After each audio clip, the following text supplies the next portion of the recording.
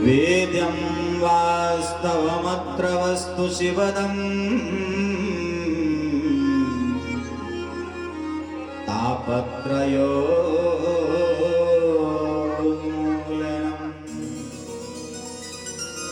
श्रीमद्भागवते महामुनिकृते किं वा परैरीश्वरः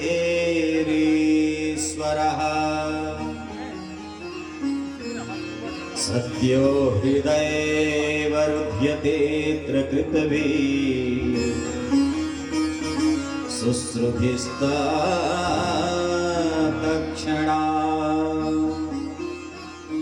मंगलाचरण में करते हुए सत्य की उपासना, सत्य की आराधना की गई है। कार्यों में परमेश्वर की असीम अनुकंपा जो निरंतर सत्य है, पूज्य है और संपूर्ण अमृत के रूप में पृथक पृथक होने के कारण ही इस विश्व का जो प्रपंच है, उत्पत्ति, पालन और संहार आदि होता है। ऐसे चैतन्य के रूप में संपूर्ण सृष्टि का उत्पत्ति, पालन, पोषण करने वाले सत्य स्वरूप उस विधाता का वंदन किया गया है मंगलचरण। सत्यम परम धीमहि, उस परम सत्य स्वरूप परमेश्वर भगवान का ध्यान करते हुए, वंदन करते हुए, द्वितीय पुष्प अर्पण करते हुए निवेदन करते हैं, प्रार्थना करते हैं। महामुनि व्यास जी के द्वारा निर्मित यह जो सुंदर भागवत, जो कि ईर्ष्या आदि सबसे रहित है, इससे अपने अंतर आत्मा को शुद्ध करने करके भगवान के चरणों में प्रीति लगाना, यही श्रीमद् भागवत में निरूपित किया गया है। दूसरे शास्त्रों में परमात्मा शीघ्र हृदय में क्या आकर अवरुद्ध हो जाता है, अर्थात उस महापुराण श्रवण की इच्छा करने की जो भी मनुष्य भक्त इच्छा वाले पुण्यशाली जनों के द्वारा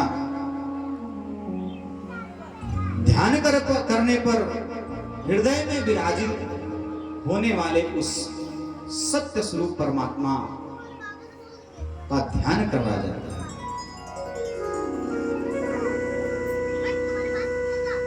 निगम कल्पतरोर्गलितं फलम्। सुखदेव श्री सूत जी महाराज बताते हैं कि यह श्रीमद् भागवत है कैसा है, कैसा है, इसको क्या करना चाहिए, कैसे श्रवण करना चाहिए। निगम कल्पतरोर्गलितं फलम् सुखमुखादमृतद्रव्य संयुतम्। सूत जी कहते हैं कि यह जो वेद रूपी वृक्ष है, यह जो वेद रूपी वृक्ष है, उसका यह पका हुआ फल है। जितने भी वेद हैं ना, उन सबका सार, जितने भी ग्रंथ हैं उन सबका सार अगर वो वृक्ष है तो यह श्रीमद् भागवत उसका फल है। बोले महाराज, फल भी कई प्रकार के होते हैं, कुछ मीठा होते हैं, कुछ तीखा होते हैं ना। तो अगर यह फल है तो कैसा फल है? सूत जी कहते हैं सुख मुखादमृत द्रव्य संयुतम। फलों का राजा कौन है? आम है, और आम जब छोटा होता है, पेड़ में होता है, तो वह खट्टा होता है। लेकिन जब सुख अर्थात तोते का मुंह लगता है तो वह फल मीठा हो जाता है। अनुभव किया है आप लोगों ने? वृक्ष से तोते का खाया हुआ जो भी आम गिरता है, हम लोग छोटे छोटे थे तो सबसे पहले वही आम दौड़ के बीनते थे। क्यों बोलते थे? ये आम मिठाऊ होए ना, यही आम, क्योंकि तोते का खाया हुआ वह मीठा ही होता है। सूत जी बता रहे हैं कि एक ऐसा फल है,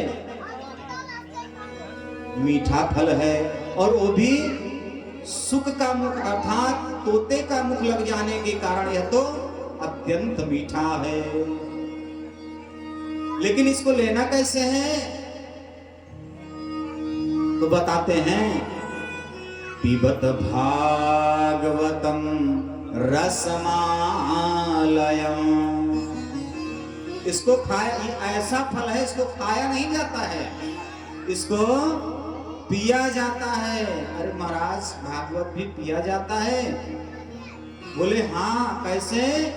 मुहुरहो रसिका भूवि भावुका। इसको मधुर मधुर, ऐसा नहीं है डीजे लगा करके नाच करके खूब तेज से लक्ष्मण परशुराम संवाद की तरह, इसमें भी रस है।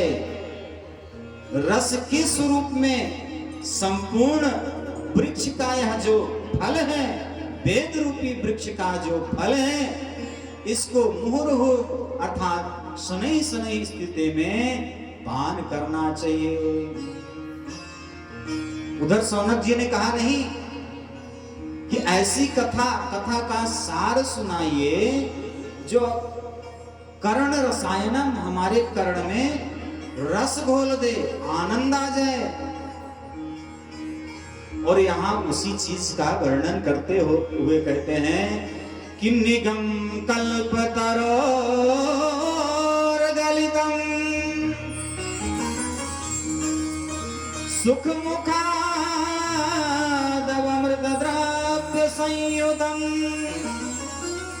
पिबत भागवतम रसमालयम मुहुरहो रसिका भुवि भावुका। बोलिए परमानंद भगवान की। प्रथम स्कंद में सत्य स्वरूप परमात्मा की आराधना की गई है, और प्रणाम करते हुए निष्कपट धर्म भागवत, धर्म विष्णु, धर्म है, इसका वर्णन करते हुए वेद व्यास जी महाराज ने भगवान के अवतारों की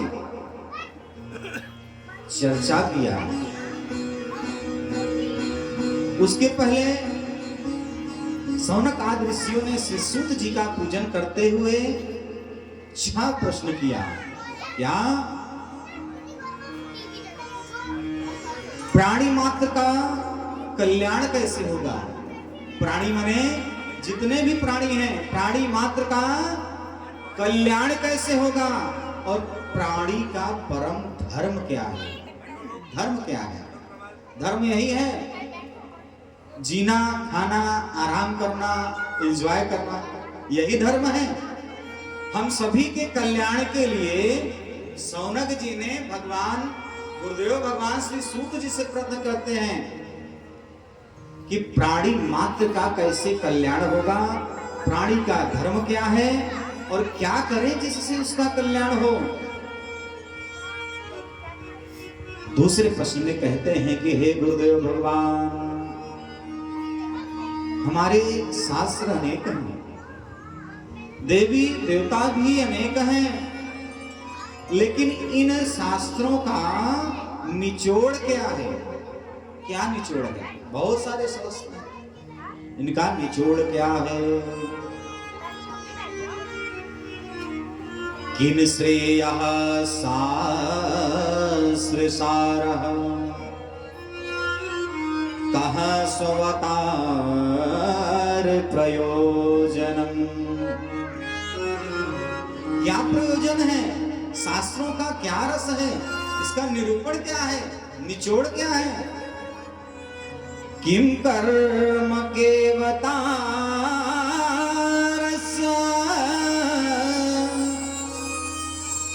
धर्मः कम शरणं गतः। बहुत सुंदर प्रश्न करते हैं सौनक जी कि गुरुदेव भगवान परमात्मा तो कर्तुम अकर्तुम अकारण करुणा वर्णालय हैं, फिर वह जन्म क्यों लेते हैं महाराज, वह जन्म क्यों लेते हैं। अच्छा जन्म लेते हैं तो कोई 10 अवतार कहता है तो कोई 24 अवतार कहता है। हमारे समाज में भ्रांतियां भी काफी हैं। सौनक जी बड़ा ही उत्तम प्रश्न कर रहे हैं, हम लोग भी प्राय करते हैं कि कोई 10 अवतार कहता है तो कोई 24 अवतार करता है।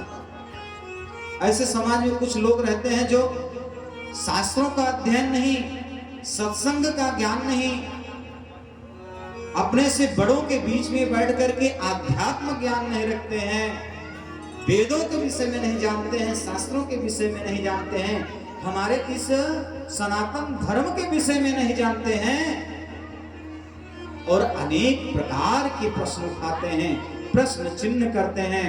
लेकिन बाहर हमारा वैदिक सनातन धर्म कि सर्वधर्मान् परित्यज्य अमामेकं शरणं गतः। यही हमारा सनातन धर्म है, यही हमारे भक्त वत्सल भगवान हैं कि चाहे जो भी कुछ करो आ जाओ, सारे अपराध माफ हैं।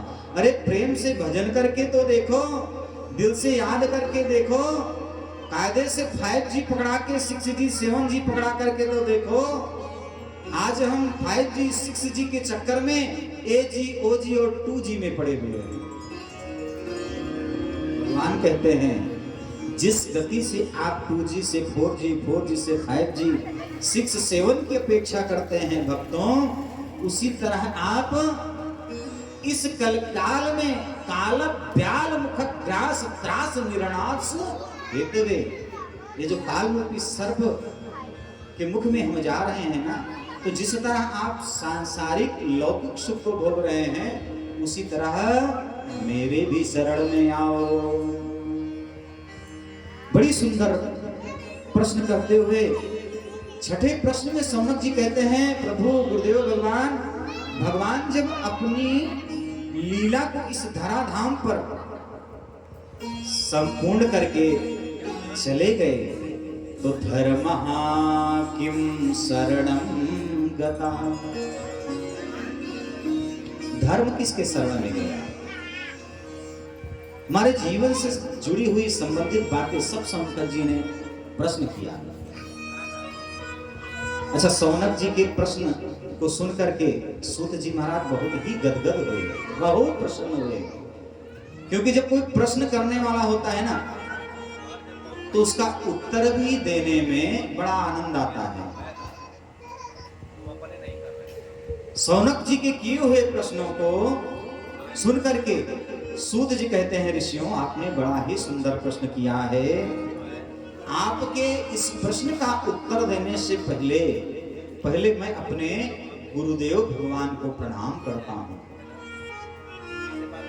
वैसे तो मेरे गुरुदेव भगवान कृष्ण द्वैपायन श्री वेद व्यास जी हैं, लेकिन यह जो अमृत रूपी श्रीमद् भागवत कथा का श्रवण हमने किया है ना, उसके गुरुदेव तो श्री सुखदेव जी हैं। देखिए महाराज, गुरु भी जीवन में बनाना चाहिए तो सोच समझ करके विचार करके बनाना चाहिए, और जिसे बनाए ना उसे दिल से अपना माने। पहली बात, विश्वास करें। गुरुमुख की जो वाणी होती है, ब्रह्म वाक्यो जनार्दन, वह ब्रह्मा जी के शब्दों की तरह हो जाता है। अगर एक ब्राह्मण, एक गुरु अगर आपके हित के लिए आपसे अगर कोई बात करता है तो, और प्रार्थना करते हुए सूत जी श्री सुखदेव जी महाराज का ध्यान करते हैं। यम प्रव्रजन्तु मनुपेतम पेतकृत्यं द्वैपायन विरहता तर आजुहाव। कितना भाव से प्रार्थना करते हैं। पुत्रेति तन्मयतया तरव भिनेतो तम सर्वभूत हृदयं मुनिमानतोस्मि। कहते हैं कि जो सुखदेव जी महाराज जन्म लेते ही वन को प्रस्थान कर गए, इस श्लोक के माध्यम से सूत जी सुखदेव जी का सांकेतिक ढंग से पूजन किया, प्रार्थना किया, निवेदन किया और कहते हैं वो सुखदेव जी जो जन्म लेते ही वन को प्रस्थान कर गए, सांसारिक मोह माया से उनसे कोई संबंध नहीं है। ऐसा जब सूत जी ने सौनक जी को बोला तो सौनक आदि ऋषियों ने कहा कि महाराज कुछ सुखदेव जी पर भी विस्तार डालिए। सूत जी कहते हैं कि हे ऋषि मुनियों, वैसे सुखदेव भगवान का, शुकाचार्य जी का जन्म बताते हुए बताते हैं कि जब इस धराधाम पर श्री राधा रानी जी अपनी लीलाओं को करने के लिए आ रही थी तो उनके परम हृदय में निवास करने वाले सुखदेव जी ने श्री राधा रानी जी से प्रार्थना किया कि मां, मैं भी पृथ्वी पर चलूंगा, मैं भी मृत्युलोक में चलूंगा। श्री किशोरी जी ने सुखदेव जी से कहा कि हे सुख, क्या करोगे तुम जाकर के? हम वहां जा रहे हैं लीला करने के लिए। सुखदेव महाराज ने कहा कि मां सर्वेश्वरी किशोरी जी, आप उस धरातल पर मृत्युलोक पर जाएंगे अपनी लीलाओं के करने के लिए, लेकिन मां ऐसा आशीर्वाद दो, हमें अपने साथ लेकर के चलो। आप लीला करना और मैं आपकी लीलाओं का गुणगान करूंगा। बोले सुखदेव भगवान की जय हो। आगे सूत जी कहते हैं कि कुछ ग्रंथों में, कुछ कथावाचकों में सुखदेव जी के जन्म की अमर कथा से संबंध रखा है। अमर कथा के माध्यम से श्री सुखदेव जी का जन्म का वर्णन करते हैं। कहते हैं सुखदेव जी का जन्म कृष्ण द्वैपायन श्री व्यास जी की पत्नी, श्री व्यास जी की पत्नी की गर्भ से हुआ। ऐसे व्यास जी के पत्नी के गर्भ में सुखदेव जी 12 वर्ष तक रहे, नहीं आना चाह रहे थे। 12 वर्ष तक, यहाँ 9 महीने माँ के गर्भ में बच्चा रहता है तो बच्चे और माँ को कितना तकलीफ होता है, लेकिन सुखदेव जी तो 12 वर्ष तक माँ के गर्भ में रहे। देखिए ये कथा सुखदेव जी की महिमा बताती है, सुखदेव जी का जन्म बताता है। सुखदेव जी के पिता व्यास जी ने सुखदेव जी से 12 वर्ष पूर्ण होने पर निवेदन किया कि हे बेटा, तुम गर्भ के बाहर तो आओ। सुखदेव जी कहते हैं कि हे पिता, हे पूज्य पिताश्री, मैं गर्भ के बाहर नहीं आऊंगा। बोले बेटा क्यों? बोले इस मृत्यु लोक में संसार की माया निवास करती है और हमें तो सांसारिक लौकिक सुख का भोग न करके हमें तो सर्वेश्वर भगवान श्री बांके बिहारी जी और उनकी प्रिया भगवती श्री राधा जी का दर्शन करना है, उनका गुणगान करना है। इसलिए सांसारिक मोह माया में नहीं फंसना है। जब तक नारायण स्वयं आकर के हमें आशीर्वाद नहीं दे देंगे, दर्शन नहीं दे देंगे, मैं गर्भ के बाहर नहीं आऊंगा। आज व्यास जी हाथ जोड़ करके भगवान से प्रार्थना करते हैं कि प्रभु आकर के हमारे इस पुत्र को आशीर्वाद दीजिए, दर्शन दीजिए। यह स्वानुभावमखिल श्रुतिसार में कम, प्रार्थना कर रहे हैं। आध्यादीपमतिदेशतां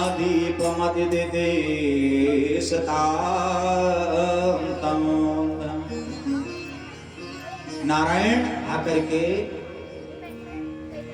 सुखदेव जी को व्यास पत्नी आरुणि के गर्भ में ही दर्शन दिए और दर्शन देकर के सुखदेव जी से कहा, सुखदेव जी गर्भ से बाहर आइए।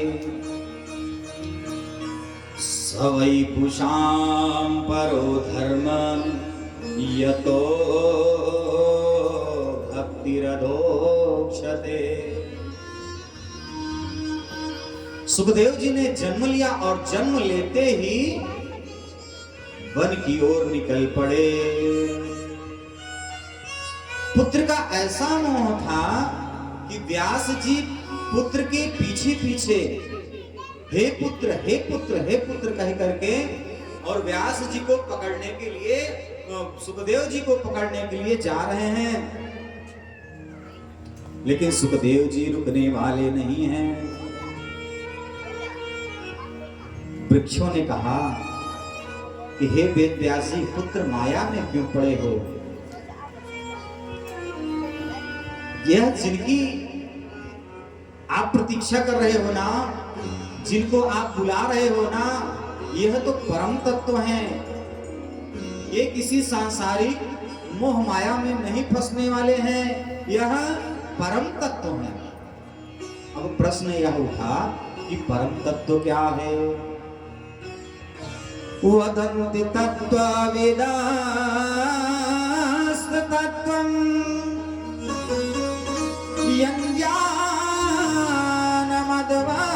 यज्ञानमद्वाद्वयं ब्रह्मेति परमात्ममेति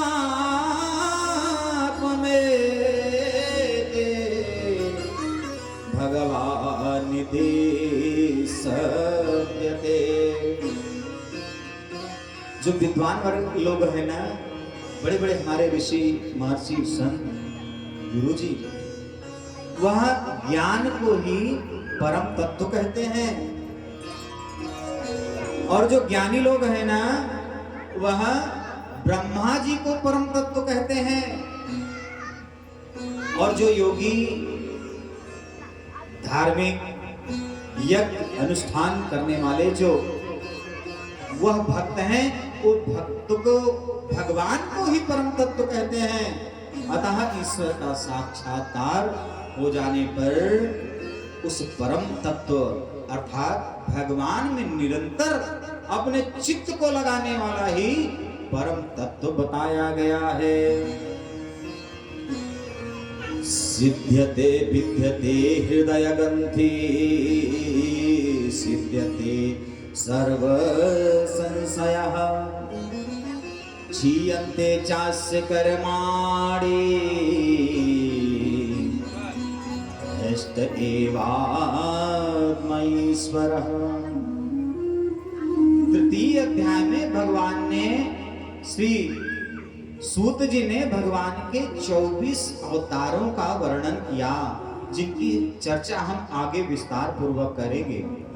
और चौथे अध्याय में के तीसरे श्लोक में श्री सूत जी महाराज से सौनक जी ने प्रश्न किया कि हे गुरुदेव भगवान, कस्मिन् युगे प्रवर्तेयं स्थाने वा केन हेतुनः। महाराज आप बताइए कि श्रीमद् भागवत महापुराण की जो रचना है वह कहाँ हुई, किसने की और किससे प्रेरित होकर के श्री वेद व्यास जी ने इस श्रीमद् भागवत शास्त्र की रचना की। जानना चाहिए। जाने बिन ना होई प्रतीति, जब तक हम इसको जानेंगे नहीं तब तक हम इसे नहीं जान सकते हैं। श्री व्यास जी स्वयं परमात्मा बता रहे हैं कि वेद व्यास जी स्वयं परमात्मा के स्वरूप हैं। तीनों कालों के अर्थात भूत भविष्य और वर्तमान तीनों कालों पे अपने शिष्ट की रखते हुए ब्रह्मा जी की कृपा से वेद व्यास जी ने एक वेद से 4 वेदों की रचना की। और 4 वेद से कौन? ऋग्वेद, यजुर्वेद, सामवेद और अथर्ववेद, इनकी रचना की। 5वां वेद महाभारत का उन्होंने निर्माण किया। 17 पुराणों की उन्होंने रचना किया। छंद शास्त्र सभी की वेद व्यास जी ने रचना किया। लेकिन इन सब की रचना करने के बाद श्री वेद व्यास जी का मन अशांत है, दुखित है। कभी कभी हम कितना भी अच्छे से कोई कार्य कर लें, लेकिन उस कार्य में हमको संतुष्टि नहीं मिलती। जब तक हमको संतुष्टि नहीं मिलेगी तब तक हमारे मन को शांति नहीं मिलेगी। कहते हैं वेद व्यास जी अशांत मन से उदास होकर के बैठे थे तो नारायण नारायण करते हुए नारद जी पधारे। नारद जी जब पधारे तो नारद जी को देख करके श्री व्यास जी ने नारद जी को प्रणाम किया। और प्रणाम किया तो नारद जी कहते हैं वेद व्यास जी क्या बात है, आप उदास हो? व्यास जी कहते हैं कि नारद जी आप तो सर्वज्ञाता हैं, आपको बताने की कोई आवश्यकता नहीं है। फिर भी नारद जी मैंने 17 पुराण शास्त्र वेद अनेक प्रकार की ग्रंथ लिए, 17 पुराण लिखे मैंने, फिर भी मुझे संतुष्टि नहीं है, मेरा मन बहुत अशांत है। क्या बात है? नारद जी कहते हैं कि व्यास जी आपने ये जो 17 पुराण की रचना की है ना, इन सभी पुराणों में आपने अपनी योग्यता को दर्शाया है। आपने अपनी योग्यता को दर्शाया है। अपनी योग्यता का प्रचार करने के लिए पुराणों में कुछ ऐसे शब्दों का, व्याकरण जैसे शब्दों का आपने प्रयोग किया है। कुछ ऐसे शब्द हैं जिससे लोग भ्रमित हो जाते हैं और सब में आपने अपनी योग्यता को दर्शाया है। अतः हे व्यास जी आप ऐसा कोई पुराण लिखिए, ऐसा लिखिए जिस ग्रंथ में भगवान का लीलाओं का वर्णन हो, उनकी महिमा हो, उनकी कृपा हो, रस बरसता हो, ऐसा आप निर्माण कीजिए। किन्हीं किन्हीं पुराणों में आपने ज्ञान कांड लिखा, किन्हीं में कर्म कांड लिखा, किन्हीं में औषधि का रूप दिया, लेकिन ऐसा आप लिखो जिसमें भगवान की महिमा हो। नाया सत्रपदम हरैर्यश जगत पवित्रम प्रगृहीत करहिचित् यद्वासतं तेथं शक्तिमानसा नय प्रशंसा निरमंगच्छया। महाराज आप अपने अहंकार को त्याग करके उस वाणी को आप रखिए जिसमें रामायण कृत भाव से कहते हैं नारद जी कि रामायण सतकोटि अपारा, रामायण सतकोटि अपारा, रामायण सतकोटि अपारा, रामायण सतकोटि अपारा, रामायण सतकोटि अपारा, नाना भांति रामय अवतारा, नाना भांति राम अवतार।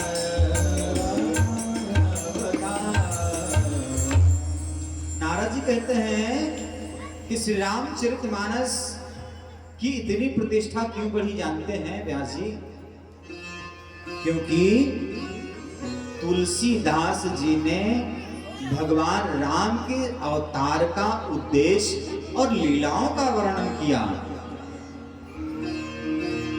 उनकी लीलाओं का हृदय से गान किया और कहा हे वेद व्यास जी आप निर्माण करो।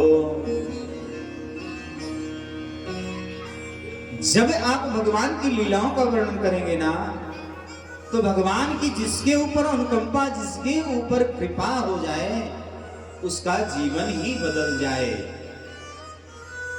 व्यास जी ने कहा सही बात नारद जी। बोले बिल्कुल, यह मेरे अनुभव में आया है। व्यास जी ने कहा महाराज बताइए तो सही। नारद जी अपने जन्म का इतिहास बताते हुए वेद व्यास जी से कहते हैं कि व्यास जी पूर्व जन्म में मैं दासी का पुत्र था। एक दासी का पुत्र था जो लोगों के यहां जा जा करके सेवा करती रहती थी। एक बार क्या हुआ कि चातुर्मास के उद्देश्य से कुछ संत महात्मा हमारे घर को आए और मेरा मन जन्म से ही भक्ति भाव में लगा रहता था। उन साधु महात्माओं को देख करके मेरा मन गदगद हो गया। मेरी माँ उन संतों की सेवा करती थी और मैं क्या करता था, मैं उन संतों का खाया हुआ जो जूठा पत्तल उसको मैं फेंका करता था, संतों की मैं सेवा करता था। महाराज धीरे धीरे चातुर्मास पूर्ण हुआ। संत जब जाने लगे तो मेरा मन बड़ा उदास हो गया। जब उदास हो गया तो संतों ने हमसे पूछा कि क्या बात है। मैंने अपनी सारी व्यथा बताई और मैंने निवेदन किया कि महाराज अपने साथ हमें भी लेकर के चलो, लेकिन यह संभव नहीं था। क्यों? क्योंकि नारद जी संसार के इस लोक में किसी माता के पुत्र थे। संतों ने कहा कि नारद जी हम तुम्हें नहीं ले जा सकते हैं, तुम यहीं रह करके अपने घर में ही रह करके भगवान का आराधना करो। नमो भगवते तुभ्यं वासुदेवाय धीमहि प्रद्युम्नाय निरोधाय नमः संकर्षणाय च। हे महाराज इस वासुदेव गायत्री मंत्र का जब मैं एकांत में बैठ करके करने लगा, मैं घर में ही रह करके संतों के द्वारा दिया हुआ यह जो वसुदेव गायत्री मंत्र है, इसका निरंतर जपता करता रहा और मन में मनाता रहा कि एक दिन हमें भी कृपा प्राप्त हो जाए। देखिए महाराज, एक दिन ऐसा हुआ कि रात में माता मेरी जब गाय का दोहन करने जा रही थी, गाय का दोहन कर रही थी, उसी समय एक सर्प ने आकर के मेरी माता को डस लिया और मेरी माता का देहावसान हो गया। महाराज, बहुत विलाप करने की जरूरत नहीं थी हमें, मां थी, मन उदास हुआ, लेकिन जो अत्यंत शोक होता है वो शोक मेरे मन में नहीं रहा। मेरे मन ने तो कहा कि चलो अब तो रास्ता क्लियर हो गया है भगवत प्राप्ति के लिए, क्योंकि मेरी मां थी, सांसारिक बंधन में था मैं, तो मैं भजन नहीं कर सकता था, कीर्तन नहीं कर सकता था। उसके बाद महाराज, सांसारिक नियमों के अनुसार मैंने अपने मां का दाह संस्कार किया और उन्हीं संतों के ही बताए हुए उस मंत्र में मैं रम गया। अरे राम राम रमैया गाए जा, राम से लगन लगाए जा। बड़े ही भाव मेरे मन में आया और मैं बस भगवान में रम गया और गाता रहा, राम रमैया गाए जा, राम से लगन लगाए जा, राम रमैया गाए जा, राम से लगन लगाए जा, राम रमैया गाए जा, राम से लगन लगाए जा, राम रमैया गाए जा, राम से लगन लगाए जा। राम ही तारे राम हमारे, राम ही तारे राम हमारे, राम राम दोहराए जा, राम रमैया गाए जा, राम से लगन लगाए जा, राम रमैया गाए जा, राम से लगन लगाए जा। हरि बोल।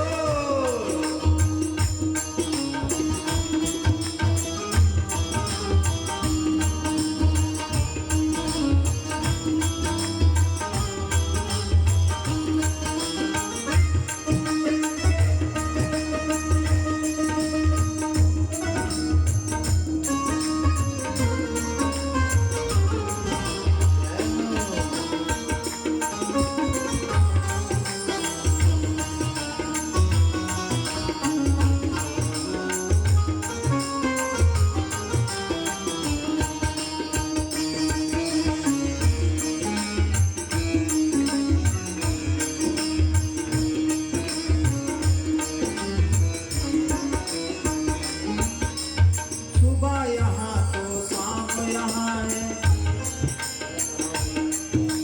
सुबह यहाँ तो शाम वहाँ है, राम बिना या राम कहाँ है। सुबह यहाँ तो शाम वहाँ है, राम बिना या राम कहाँ है, राम बिना या राम कहाँ है, राम बिना या राम कहाँ है, राम बिना या राम कहाँ है, राम बिना राम कहाँ है।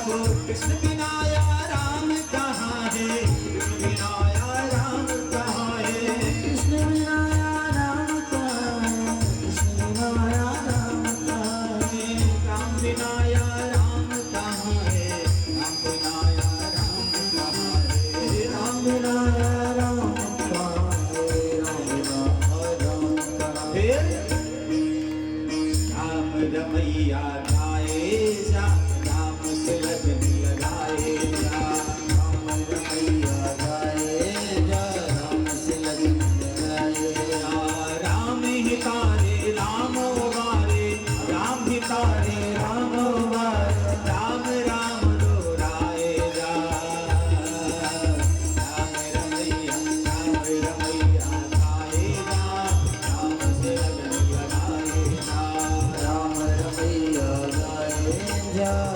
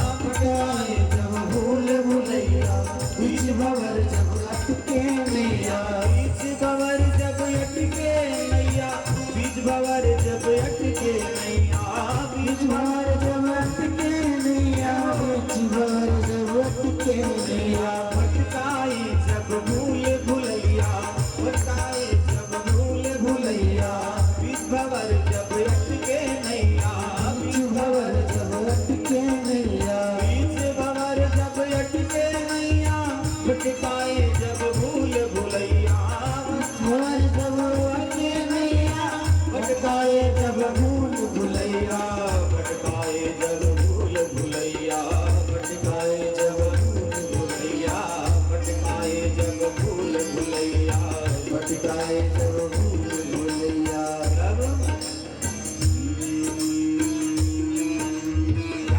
रमैया राम रमैया राम रमैया गाए जा राम से लगन लगाए जा राम रमैया गाए जा राम से लगन लगाए जा राम हितारे राम उबारे राम हितारे राम उबारे राम राम दोहराए जा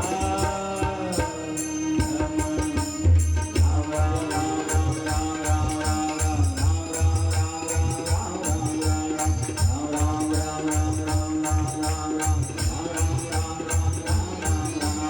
राम रमैया गाए जा हमसे लगन लगाए जा राम रमैया गाए जा हमसे लगन लगाए जा राम से लगन लगाए जा राम से लगन लगाए जा राम से लगन लगाए जा राम से लगन लगाए। बोले राजा रामचंद्र भगवान की जय हो श्री बालकृष्ण भगवान की जय हो। नारद जी एकदम राम नाम कृष्ण राम में इतना रम गए, बता रहे हैं कि व्यास जी मैं इतना आनंद के सागर में निमग्न हो गया कि हमें तो सांसारिक माया समझ में नहीं आया। और प्रभु मैं आंखें बंद करते हुए निरंतर तपस्या करता रहा, लेकिन मुझे भगवान का दर्शन नहीं हुआ। कई जन्म बीत गए, कई वर्ष बीत गए। एक दिन आकाशवाणी हुई कि अविपाक कषायाणाम दुर्दशीक योगिना। आकाशवाणी हुई कि पुत्र हमें बहुत खेद है कि इस जन्म में तुम मुझे नहीं प्राप्त कर सकते हो, इसलिए मेरे मंत्रों का मेरे नाम का तुम जप सुमिरन करते रहो, एक न एक दिन तुम अवश्य प्राप्त करोगे। महाराज ने निरंतर तपस्या करता रहा। सृष्टि बीत गई, कई सृष्टि बीत गई और प्रलय हुआ। प्रलय में संपूर्ण सृष्टि डूब गई। जब पुनः सृष्टि का निर्माण हुआ महाराज, तो मैं दासी के पुत्र से सीधे ब्रह्मा जी का पुत्र होकर के पैदा हुआ। ब्रह्मा जी का पुत्र बनकर के मैं प्रकट हुआ। जब मैं ब्रह्मा जी का पुत्र बन के प्रकट हुआ तो मैं वही नारायण को खोजने लगा, और खोजते खोजते मैं विष्णु लोक को पहुंचा। महाराज मैं वहां पहुंचा तो देवदत्ता वीणा,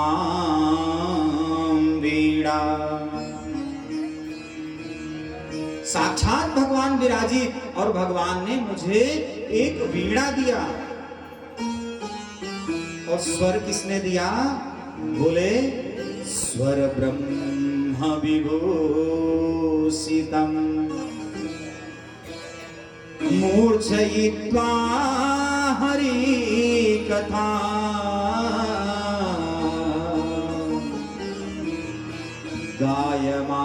गायमानस्य रम्यः। महाराज भगवान नारायण का नाम पुकारते पुकारते आज भगवत की कृपा हम सबको हमारे ऊपर प्राप्त है। न मेरा कोई मित्र है, न मेरा कोई शत्रु है, न मेरा घर है, न अड़ोसी है, न पड़ोसी है। महाराज मैं किसका हूं? मैं प्रभु का हूं। एक भजन है ना, हम तुम्हारे हैं प्रभु जी, हम तुम्हारे थे और हम तुम्हारे ही रहेंगे। हमारा यह जीवन है ना, हम जन्म लेने के बाद हमारा उद्देश्य ही यही होना चाहिए कि संसार के लोग कोई किसी का सगा नहीं है। जरूरत पड़ने पर कोई किसी का साथ नहीं देता है। हमने जो कमाया है सिर्फ वही साथ मेरे जाएगा, उसके अलावा कोई नहीं जाएगा।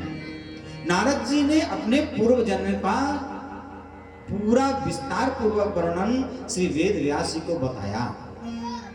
महाराज व्यास जी को आत्मग्लानि हुई और व्यास जी नारद जी के जाते हुए सरस्वती नदी के किनारे पर अपनी कुटिया में पहुंच करके बढ़िया दिव्य आसन लगाया और गोविंद का ध्यान करते हुए ऐसी कलम चलाई महाराज कि एक दिव्य ग्रंथ की रचना कर दी।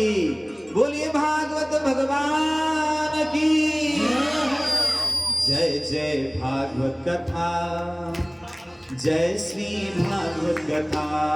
ओ जय जय भागवत कथा, जय श्री भागवत कथा। सभी बोलेंगे भागवत कथा, जय श्री भागवत कथा, जय जय भागवत कथा, जय जय भागवत कथा।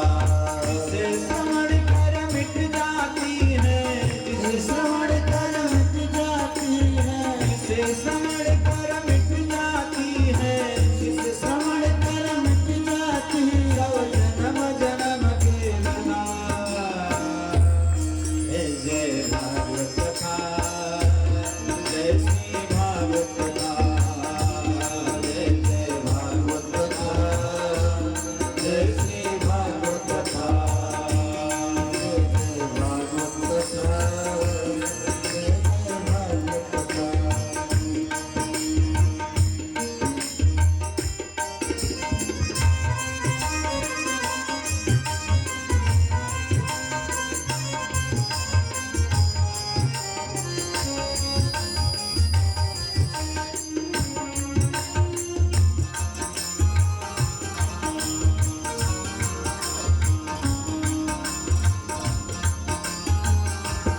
और भागवत कथा कहती है, क्या कहती है?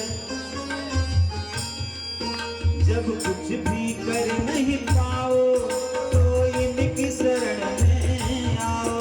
जब कुछ भी कर नहीं पाओ तो इनकी शरण में आओ। जब कुछ भी कर नहीं पाओ तो इनकी शरण में आओ। जब कुछ भी कर नहीं पाओ तब इनकी शरण में आओ। ठाकुर लीला रस पाओ, सब पाप नष्ट कर जाओ। ठाकुर लीला रस पाओ, सब पाप नष्ट कर जाओ। ज्ञान बसाओ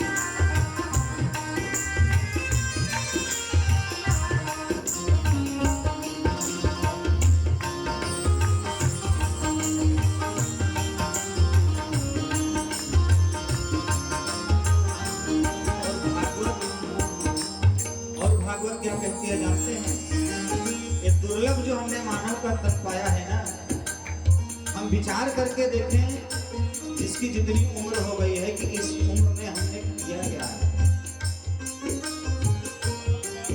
दुर्लभ मानव तन पाया, कुछ खास नहीं कर पाया।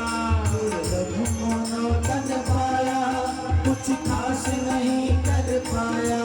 दुर्लभ मानव तन पाया, कुछ खास नहीं कर पाया। दुर्लभ मानव तन पाया, कुछ खास नहीं कर पाया।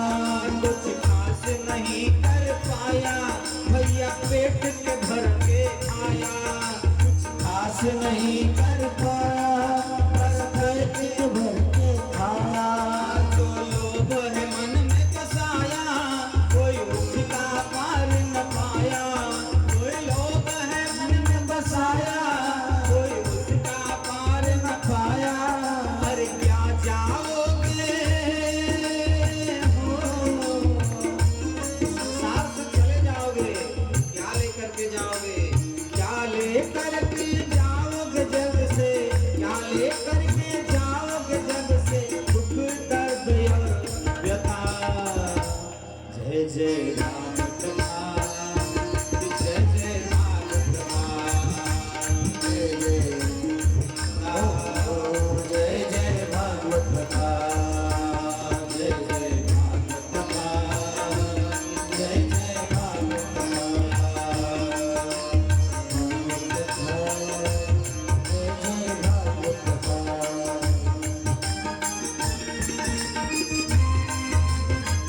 श्री हरि।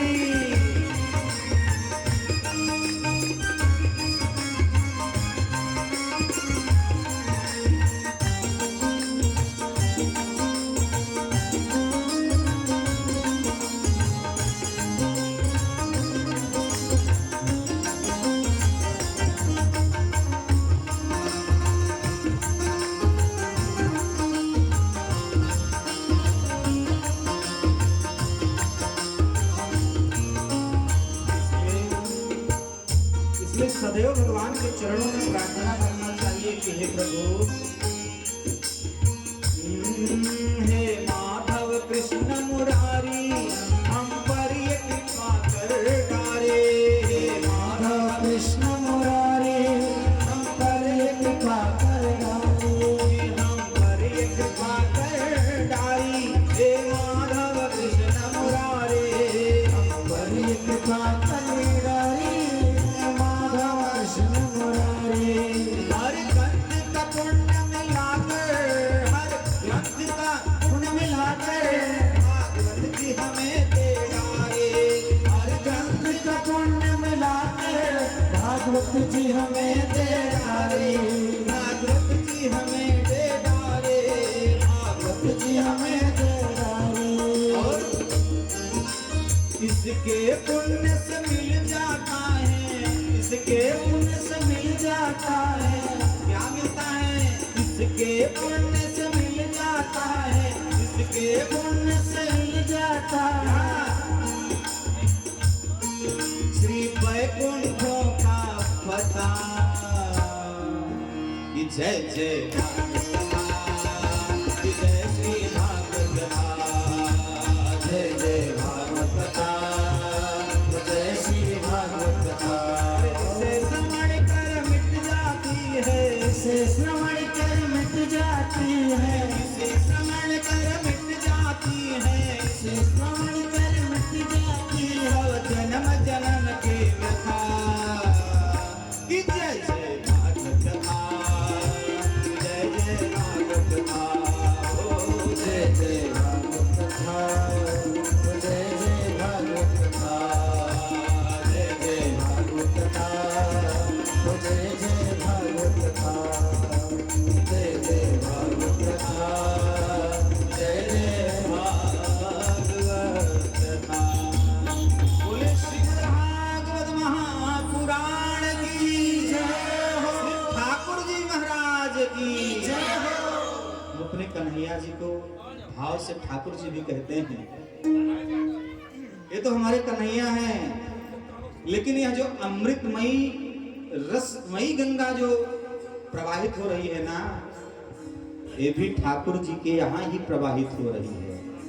और कहते हैं ना कि एकता में बड़ी शक्ति होती है। जब दो ठाकुर मिल जाए ना, और अगर वह इकट्ठा होकर के किसी एक धर्म के प्रति कोई चिंतन करे तो वह कार्य सफल अवश्य हो जाता है। आज यह जो धर्मागतपुर में दिव्य श्रीमद् भागवत कथा रसमय गंगा प्रवाहित हो रही है ना, इसमें भी दो ठाकुरों का मेल है। एक ठाकुर से एक ठाकुर के मेल में हमने कहा था ना, बीच में मध्यस्थता करने वाला कोई होना चाहिए।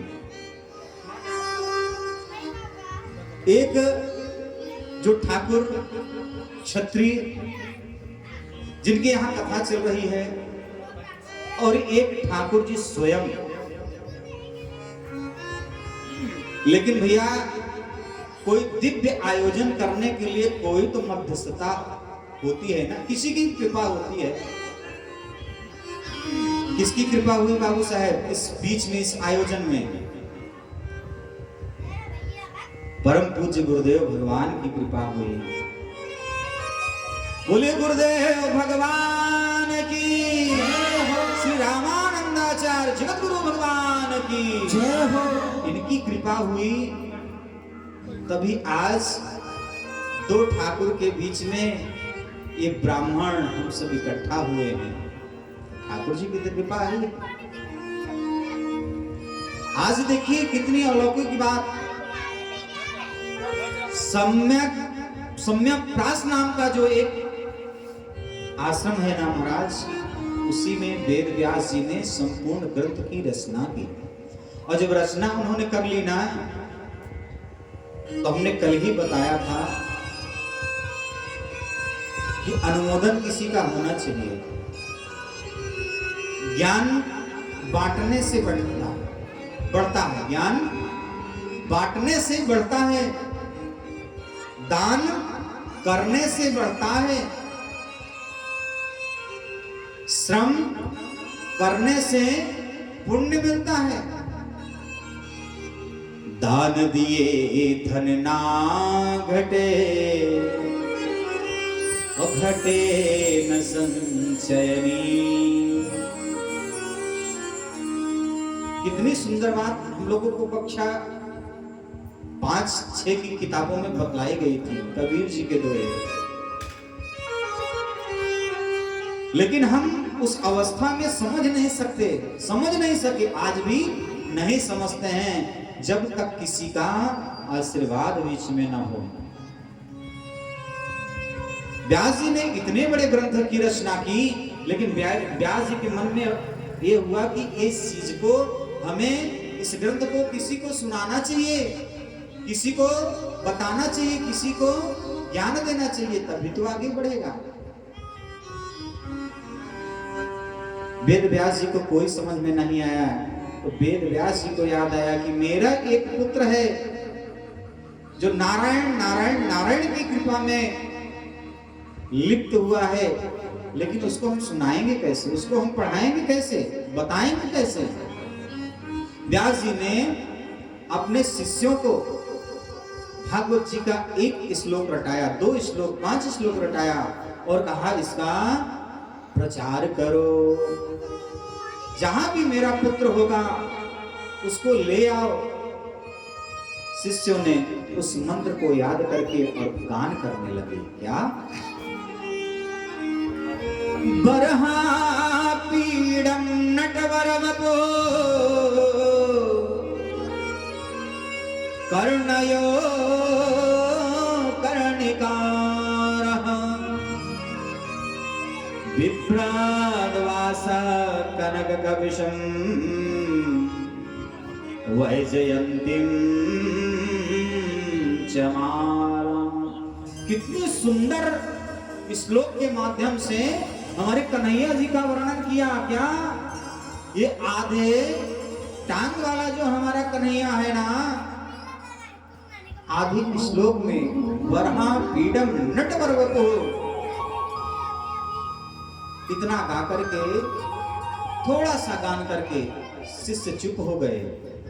लेकिन जैसे ही यह श्लोक सुखदेव जी के कान में पहुंचाना, तो सुखदेव जी ने तुरंत चिंतन किया। इस श्लोक में उन्होंने ध्यान किया कि प्रभु मोर मुकुट वाले हैं, बंसीधर हैं, टेढ़ी टांग वाले हैं और घुंघराले बाल वाले हैं। इतना ध्यान दिया। अच्छा देखिए, वरहा पीडम नटवर वपुः, इस श्लोक के माध्यम से यह दर्शाया गया है कि भगवान श्री कृष्ण बांके बिहारी जी भी प्रकृति को बढ़ावा दे रहे हैं। प्रकृति का बढ़ावा कैसे दे रहे हैं?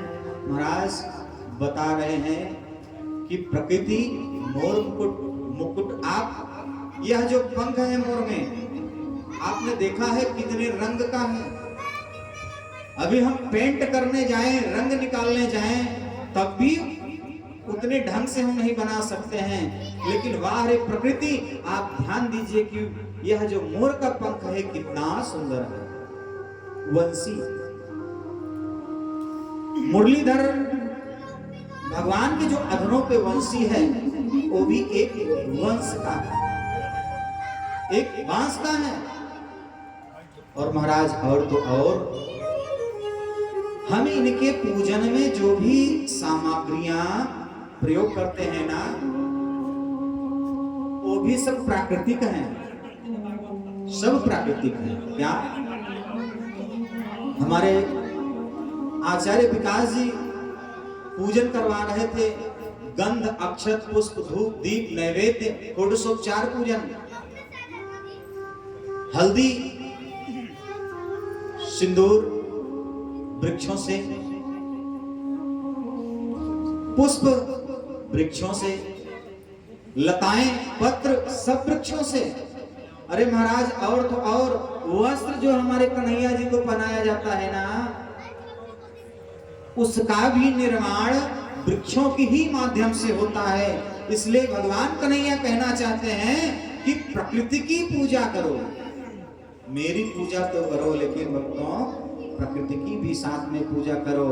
और जब प्रकृति की हम लोगों ने अवहेलना किया है, तब तक कोरोना जैसी बीमारियां आकर के समेट ले गई हैं। प्रकृति के माध्यम से हमको जितना बताया गया अथर्ववेद में, क्या कि भैया अगर स्वास्थ्य खराब हो जाए तो आयुर्वेद का उपयोग करो, काढ़ा का प्रयोग करो, छाल का प्रयोग करो, चूर्ण का प्रयोग करो, प्रकृति का है ना। लेकिन हम आधुनिकता में बहते हुए थोड़ा सा सर दर्द हुआ तो तुरंत गोली खा लिए। अच्छा, प्रणाम करने का तरीका हमारे यहां स्पर्श करने का कभी नहीं बतलाया गया। साष्टांगोयम प्रणामेमम, हमारे यहां तो प्रणाम करने का विधान साष्टांग बताया गया है। लेकिन हम कैसे प्रणाम करते हैं? वाह रे संसार, देख तेरे संसार की हालत क्या हो गई भगवान, और कितना बदल गया इंसान। पहले पैर छूते थे, पैर छूने का विधान है कि अपने यह जो हाथ है हमारा, ये दोनों अंगूठा झुक करके, दोनों दाहिने का बायां अंगूठा को स्पर्श करके अपने मस्तक पे लगाना। ऐसा हो रहा है बाबू साहब, कहीं देख रहे हैं? आज तो कह रहे हैं कि पुष्पराज हैं हम, झुकेंगे नहीं, झुकना नहीं पसंद है। प्रणाम करने का तात्पर्य है झुक करके प्रणाम कर। अरे महाराज, प्रणाम करने में भी शास्त्रों ने बतलाया है हम सभी को महिमा। क्या कि अभिवादनशीलस्य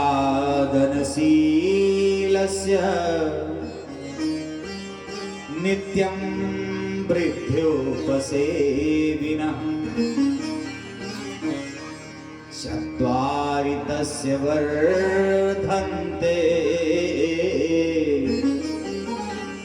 आयुर्विद्या यशो बलम।